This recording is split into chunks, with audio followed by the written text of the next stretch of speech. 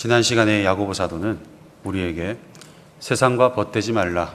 그것은 하나님 앞에서 교만한 것이고 하나님과 원수가 되는 길이다. 하나님은 교만한 자를 물리치시고 겸손한 자에게 은혜를 주신다. 그러니 주 앞에서 낮추어 겸손하라 라고 권면을 했었습니다.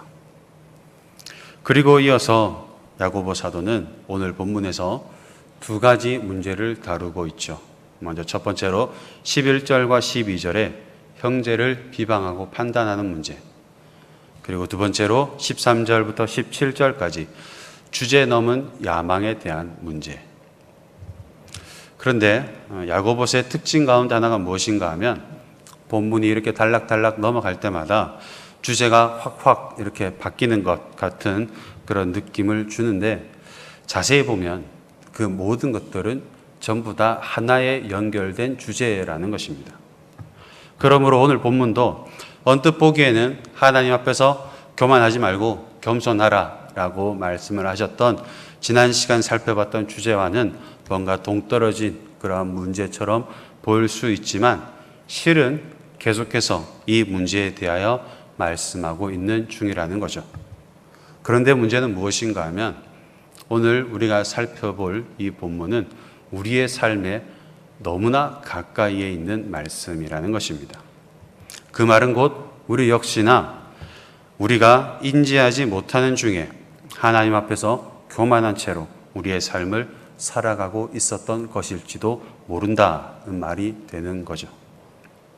그러므로 오늘 본문을 면밀히 살펴봄으로써 혹시라도 우리가 몰라서 하나님 앞에서 교만한 채로 우리의 삶을 지금까지 살아왔다면 이제부터라도 먼저 이 말씀 앞에 겸손하여 지고 또 그 다음에 그로 인하여 하나님 앞에 겸손히 낮아지는 그러한 은혜가 있기를 주님의 이름으로 소원합니다.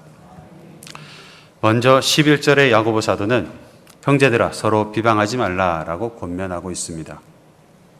그렇다면 여기서 비방이라는 것이 의미하는 것이 정확하게 무엇인가 하면 이 말의 의미를 가장 잘 나타내 주는 말이 있습니다.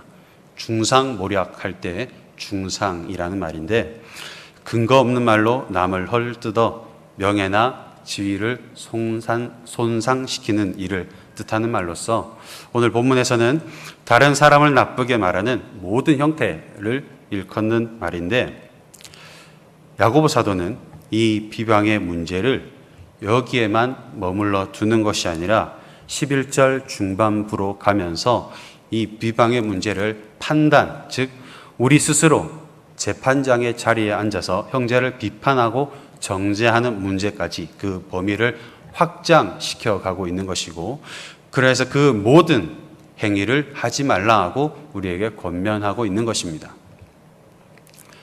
그렇다면 왜 우리는 비방과 판단을 해서는 안 되는 것일까? 많은 이유가 있겠죠. 많은 이유가 있겠지만 그 중에서 야고보 사도가 이야기하고 있는 가장 근본적인 이유는 11절 중반부에 보면 형제를 비방하고 판단하는 것은 곧 율법을 비방하고 판단하는 것이기 때문이다 라고 말씀하고 있죠.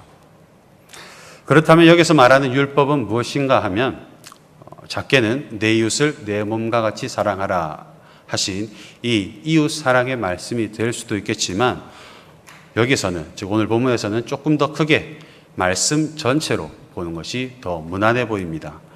그렇게 되면 율법, 즉 기록되어진 이 하나님의 말씀 전체를 비방하고 판단한다, 이 말이 도대체 무슨 의미인가 하면 알 수 없습니다. 정확히 알 수 없다는 뜻인데요. 그래도 뜻을 찾아는 가봐야겠죠. 이 문장의 뜻을 정확히는 알 수 없겠지만 의미라도 알기 위해서 이 문맥의 흐름과 또 그 상황을 한번 우리가 생각해 보면 조금이나마 이해가 될 수 있습니다. 자, 한번 따라가 보겠습니다. 먼저 율법, 즉 기록되어진 말씀이 우리에게 남아있는 이유, 즉 하나님께서 우리에게 이 말씀을 주신 이유와 목적이 어디에 있을까요? 먼저는 이 말씀을 통해서 우리 스스로를 돌아보게 하는 것이죠.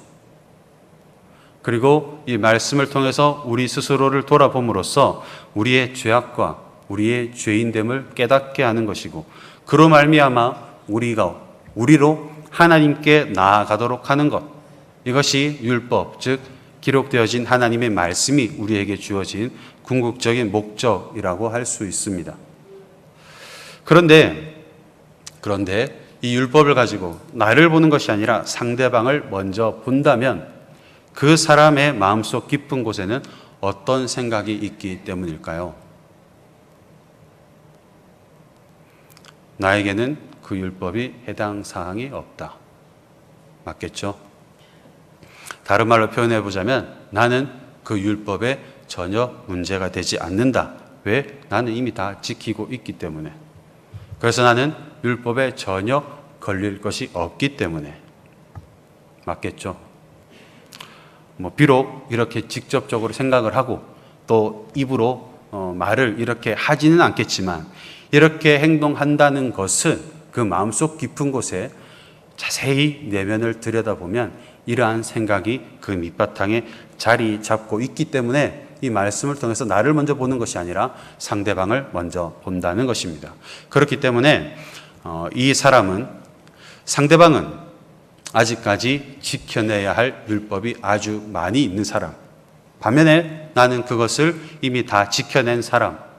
그래서 상대방은 아직 낮은 수준에 머물러 있지만 나는 다 지킴으로써 그보다는 훨씬 높은 수준, 즉 율법이 추구하는 바가 한 5 정도 높이를 우리에게 추구하고 있다면 상대방은 2 정도의 낮은 위치에 있는데, 반면에 나는 그 율법을 다 지키기 때문에 이 5보다는 조금 더 높은 한 7이나 8 정도의 위치에 있는 사람, 즉 자신이 말씀, 율법보다는 더 높은 자리에 서 있는 것을 의미한다는 것이죠.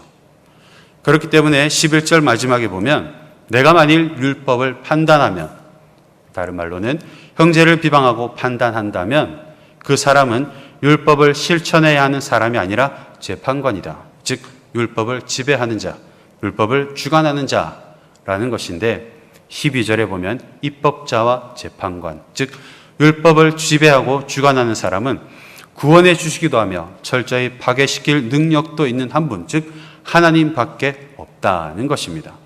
그래서 이렇게 말하죠. 그런데 너는 누구이기에 이웃을 판단하느냐. 다시 말해서 사람을 율법에 의하여 정죄하고 판단하실 수 있는 분은 오직 하나님 한 분밖에 계시지 않는다는 것이죠. 왜냐하면 그분이 율법을 만드신 분이고 또 그분만이 율법에 비추어 봤을 때 온전히 흠이 없으신 분이기 때문에 오직 그 하나님 한 분만이 판결할 권한이 있다는 것입니다. 그럼에도 불구하고 우리가 이웃을 향하여 비방하고 판단하면 결과적으로 어떠한 일이 발생하는 것인가 하면 하나님의 그 절대적인 권위에 도전을 하게 되는 거죠. 그런데 하나님의 그 권위에 도전을 했던 자가 있죠. 바로 사탄, 마귀. 그러므로 야고보 사도는 이웃을 향하여 서로 비방하고 비판하고 판단하는 행위는 하나님의 권위에 도전을 하는 아주 교만한 행위인데, 이것을 오늘 본문의 앞 단락을 생각해 보자면 교만한 행위는 하나님과 원수가 되는 결과를 가져온다고 말씀을 했었죠. 그러므로 그렇게 되지 않기 위하여, 즉 하나님과 원수가 되지 않기 위하여 서로 비방하며 판단하지 말라고 권면하고 있는 것입니다. 그리고 두 번째로 14절에 보면 내일 일을 너희가 알지 못하는도다 라고 말씀하고 있습니다. 자, 그런데 이 말씀이 어떤 사람들에게 하는 말씀인가 하면 13절에 보면 어떤 도시에 가서 1년을 머물며 장사하려고 하는 사람들에게 하는 말입니다. 그렇다는 것은 지금 이 장사하러 가려는 사람들에게도 뭔가 문제가 있다는 이야기겠죠. 그렇다면 이들이 가지고 있는 문제는 무엇인가 하면, 먼저 멀리 있는 도시에 가서 1년씩 장사하는 일은 이 당시에, 특별히 1세기 초대교회 당시에 흔히 있었던 모습이고, 야고보서의 대상 독자들인 디아스포라 유대인들에게는 굉장히 흔한 일이었습니다. 대표적인 사람으로는 브리스길라와 아굴라가 있었고 또 루디아가 예로 들 수 있는 거죠. 그렇기 때문에 이렇게 멀리 가서 장기간 동안 장사하고 하는 것은 크게 문제가 되지 않았습니다. 그렇다면 이들이 가지고 있는 문제가 무엇인가 하면 13절에만 총 3가지가 나옵니다. 먼저 첫 번째로 이들은 이렇게 이야기를 합니다. 오늘이나 내일이나 그리고 1년을 머물며. 자, 오늘이나 내일이나 이렇게 이야기를 하는 것은 언제 떠날지를 누가 결정하고 있는 것인가요? 자신이 결정하고 있죠. 언제 떠날지 결정하는 결정권이 자기 자신에게 있다는 것입니다. 그리고 1년을 머물며 장사하러 가서 얼마나 머물지 결정하는 것 또한 누구에게 있는가요? 장사하러 떠나는 이 사람들에게 있다는 것이죠. 즉, 이 사람들은 시간이 자기가 원하는 만큼 자신들의 계획만을 따라서 자신의 통제하에 잘 흘러갈 것처럼 착각하고 있다는 것입니다. 그러나 시간을 주장하시는 분은 누구인가요? 하나님이시죠. 그러니 문제가 되는 것입니다. 그리고 두 번째로 이렇게 이야기를 합니다. 우리가 도시에 가서 장사하며. 주어가 누군가요? 주어가 우리가입니다. 우리가. 즉 그들이 그들 자신의 주인인 것처럼 생각하고 행동한다는 것인데, 그래서 이들은 자신들이 선택하여서 그 선택한 대로 행하기만 하면 될 것처럼 착각하고 있는데, 우리 인생의 주인은 누구이신가요? 하나님이십니다. 문제가 되겠죠. 그리고 또 이들이 가지고 있는 세 번째 문제, 여기가 바로 결정타입니다. 이익을 보리라 이렇게 얘기를 합니다. 이익을 보리라. 이익을 보는 게 죄인가요? 장사를 하는 것은 이익을 보기 위해 하는 것이 맞습니다. 이익을 봐야겠죠. 손해보면서 장사한다. 제일 나쁜 거짓말입니다. 장사는 이익을 보기 위해서 하는 것이 맞습니다. 그러나 이 사람들의 문제가 무엇인가 하면 지금 이들이 계획하고 목표하고 또 출발하는 그 모든 여정의 목적이 온전히 이익에 있다는 것입니다. 자신들의 성공에 있다는 거죠. 이 사람들에게, 그리고 이 사람들의 계획에 하나님의 자리가 보이십니까? 전혀 보이지 않죠. 그런데 문제는 17절을 볼 때에 이 사람들은 믿는 자들로 보인다는 것입니다. 하나님을 믿는 성도, 즉 교회 안에 있는 사람이었다는 것이죠. 그럼에도 불구하고 이들은 온전히 자기 자신과 자기에게 주어진 시간의 주인이 되어서 자신들이 모든 것을 할 수 있는 것처럼 선택이라는 것을 하고, 또 그 선택에 맞게 계획이라는 것을 짜고, 또 그 계획에 맞게 행동이라는 것을 한다는 것인데, 심지어 그 목적이 오로지 자신들의 성공이라는 것이죠. 그러니 많은 문제가 있어 보입니다. 그래서 야고보 사도는 그들에게 이렇게 이야기를 합니다. 14절에 내일 일을 너희가 알지 못하는도다. 무슨 말인가 하면 1년치 계획을 짜고 있는 이들에게 이렇게 이야기를 하는 거죠. 야, 너희는 내일에 무슨 일이 일어날지도 모르는 무지한 인간인 주제에 무슨 근거로 1년치 계획을 짜고 있느냐라는 책망인 것이죠. 그리고 이어서 이렇게 말합니다. 너희 생명이 무엇이냐? 너희는 잠깐 보이다가 없어지는 안개니라. 오늘 본문에서는 안개로 번역했지만 사실 원문에 더 가까운 의미는 입김이라는 말입니다. 입김. 즉 우리 인생이 이처럼 짧다는 것이죠. 입김처럼 짧고 그래서 금방 사라질 허무한 인생임에도 불구하고 이들은 마치 자신들의 삶이 영원할 것처럼, 그리고 자신들이 통제를 할 수 있을 것처럼 계획을 세우며 살아간다는 것이죠. 무엇을 위해서?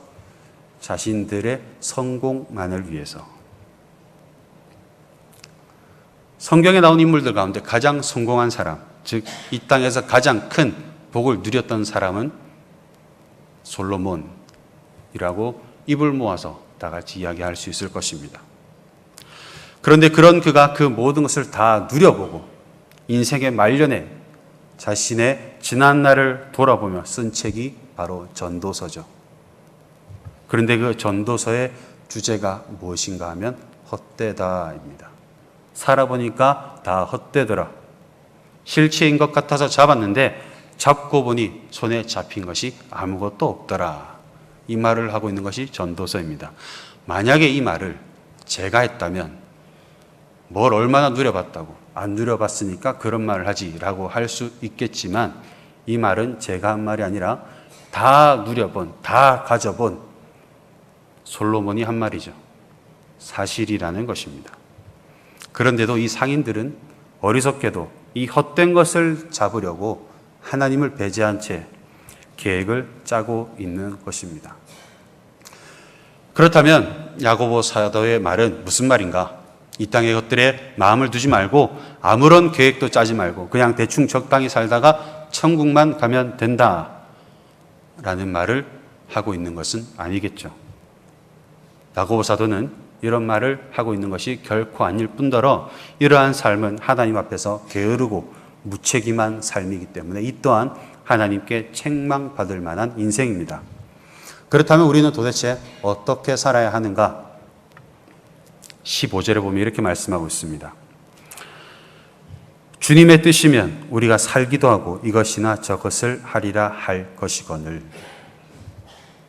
주님의 뜻이면 우리가 살기도 하고 이것이나 저것을 하리라 할 것이거늘. 무슨 말인가 하면 우리는 우리가 세우는 그 모든 계획들에 있어서 주님의 뜻이라는 부분에 대한 고려를 해야 되는데 이 상인들은 그 모든 계획에 앞서 하나님의 뜻, 이것이 어디에 있는지에 대한 고려를 전혀 하지 않았기 때문에 문제가 된다는 것입니다. 그리스도인들 역시나 세상 사람들 못지않게 더욱 철저하게 계획하고 훈련하며 미래를 준비해야 합니다. 왜냐하면 하나님이 이끄시는 내일이 우리를 어떻게 이끌어갈지 모르기 때문에, 내일 우리의 삶이 어떤 방향으로 흘러갈지 모르기 때문에 우리는 어쩌면 세상 사람들보다 더욱더 철저하게 충실하게 준비하며 또 내일을 예비해 나가야 되는 것이죠. 그럼 이렇게 말할 수 있습니다. 그것이 상인들과 뭐가 다릅니까? 어쩌면 겉으로 보기에는 둘은 똑같을 수 있습니다. 그러나 이 둘 사이에는 아주 본질적인 차이점이 있습니다. 예를 들어서 하나님의 뜻을 고려하며 내일을 준비하는 사람들, 이 사람들의 경우 자신들에게 주어진 그 시간들이 많이 흐른 다음에 인생의 말년에 지난 날을 돌아보며 하는 고백이 어떻게 될까요? 주님이 하셨습니다 라는 고백이 나오겠죠. 왜냐하면 자신들이 열심히 준비하고 계획하고 예비를 했지만 그 모든 일련의 행위들은 다 주의 뜻대로 행하기 위한 것들이었기 때문이죠. 반면에 오늘 본문에 나온 상인들과 같이 예비를 하고 준비를 하고 계획했던 사람들의 경우 그의 인생 말년에 어떻게 고백할까요? 내가 참 열심히 살았구나. 그러므로 오늘 본문에 나온 상인들과 같이 하나님에 대한 고려를 전혀 하지 않고 오직 자신들의 계획과 자신들의 목적대로만 움직이는 사람들은 자신이 가지고 있는 그 한계에 대해서 전혀 깨닫지 못한 상태이기 때문에 결단코 하나님 앞에서 겸손한 인생이 될 수 없고 교만한 인생, 즉 하나님과 원수가 되는 삶을 살아갈 수밖에 없는 것입니다. 그래서 야고보 사도는 16절에 그것을 더러 허탄한 자랑이라고 말씀하고 있는 것이죠. 말씀을 맺겠습니다. 야고보서 4장 10절에 보면 야고보 사도는 이렇게 말씀했습니다. 주 앞에서 낮추라. 그리하면 주께서 너희를 높이시리라. 이 말씀을 반드시 기억하시길 바랍니다. 우리는 모든 것을 할 수 있는 것 같고 모든 세상이 내 뜻대로만 흘러갈 것처럼 느껴질 수도 있겠지만 사실 우리는 우리의 삶에 있어서 단 1%의 지분도 가지고 있지 않은 연약한 인생들입니다. 그러므로 무엇보다도 마지막 때에 우리를 높여주실 그 하나님을 기억하고 또 그 하나님만 바람으로 말미암아 하나님 앞에서 겸손한 인생길을 걸어가시기를 주님의 이름으로 소원합니다.